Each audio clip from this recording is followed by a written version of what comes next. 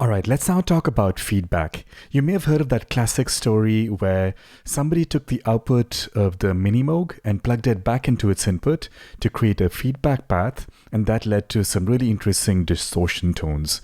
Now we have the same thing built in here in Saturn, so let's explore this.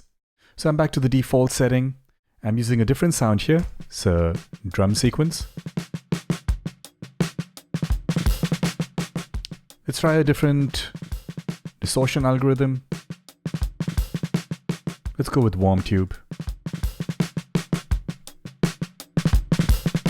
One thing you'll note with drums is that saturation tends to be a bit less obvious, or at least drums can take saturation a lot more than, let's say, electric piano sound. Alright, so let's feed this distorted signal back into the same signal path by increasing the feedback amount. Now, alongside this, we have another control called frequency. Technically, this relates to the delay time, because the signal is going in and coming back out, so you can introduce some delay. If I reduce this, we increase the delay time, and we'll hear this as we increase the feedback amount. Now, before I continue, I want to warn you, you want to be careful with feedback because excessive feedback can lead to some really loud signals. You may want to put a limiter on your output or just bring the overall output down here, but I'm going to slowly bring it up just so be careful.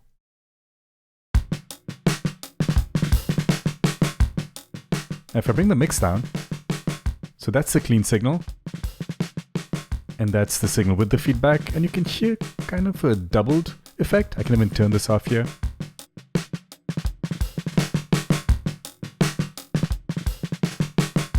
A very, very short delay. Let's increase this more. It's a bit more obvious now. Well, I'd say a lot more obvious now. Let's see what happens when I change the feedback frequency now. If I bring it down.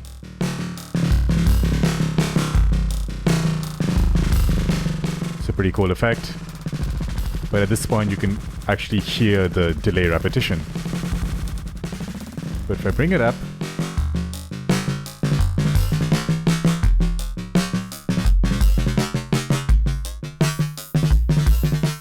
get a bit of that phaser flanger-like effect. And this can also change depending on the distortion. Obviously, less drive, you get less of the effect. Ooh, like I said, careful with that. Not just the feedback, but also the drive amount here.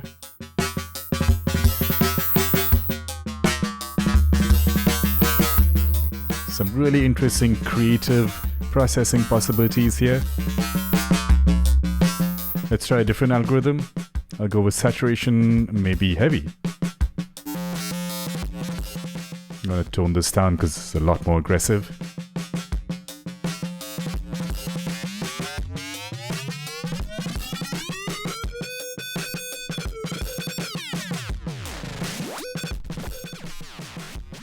I could sit here and play around with this knob all day, but let's move along.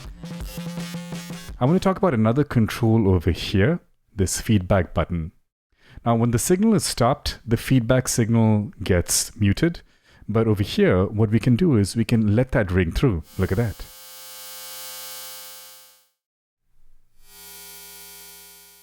Kind of like a self-oscillating filter.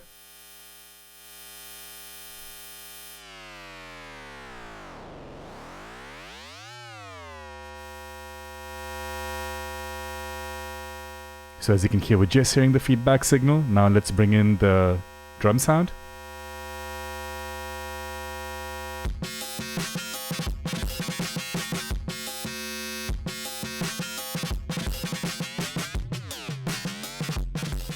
Try a different mode here.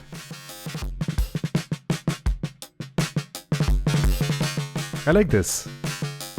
It's not too excessive, but yet adds that tonal change. Talking about tonal change, we still have access to these controls here.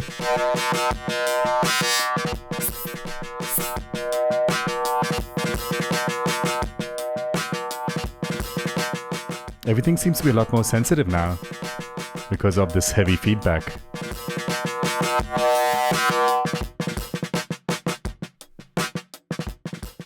This is of course going to kill the feedback because we're kind of spreading out the dynamic range, but compressing it further should bring it back in.